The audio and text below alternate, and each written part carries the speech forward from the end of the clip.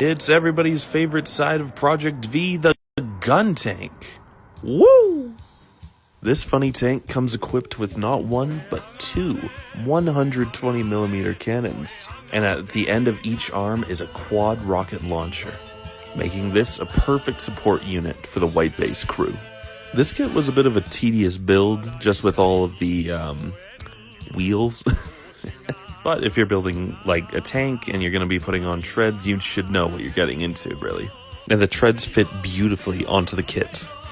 The real problem I had were with these yellow buttons on the side where I had to file out a little bit of the plastic just to fit them in. But that was just, I don't know, maybe I had a bad kit or something. This kit gets carried hard by nostalgia because you kind of look at it on your shelf and you're like, look at him and tell me there's a god.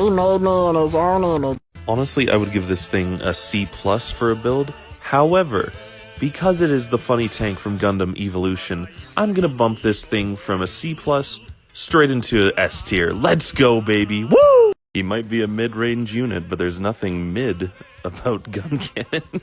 Literally the middle child of Project V. The Guncannon is made to complement the close range of the Gundam and the long range of the Guntank. Holy shit, how many guns do we have? This is the 2015 revive of the Guncannon kit, and honestly, it was a very quick build, very simple, but very effective. Like, the colors on this thing are so striking, just a nice cherry red and beautiful white head. The only problem that I really have is the articulation on the shoulder joint, where the ball joint just seems to kind of like want to pop out. Like, it still hangs on very well, but it's still got a little bit of a problem there. So overall, I'm gonna give this a solid A-. This thing is definitely a recommended buy from me. This is the Gogg. Say hello, Mr. Gogg.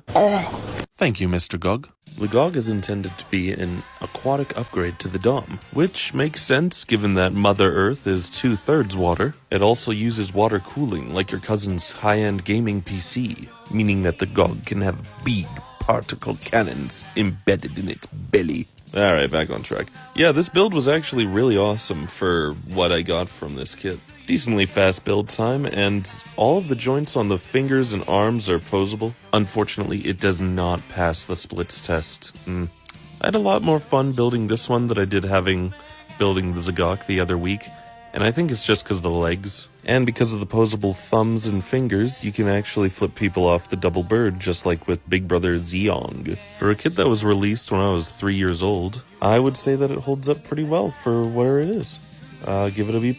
If you're on the fence about getting it, go ahead and pick it up. Instead of a sponsor for this segment, mostly because I don't have one yet, I wanted to mention that it was 30 years since yesterday that Victory Gundam was released in Japan. Happy 30th anniversary, Victory Gundam.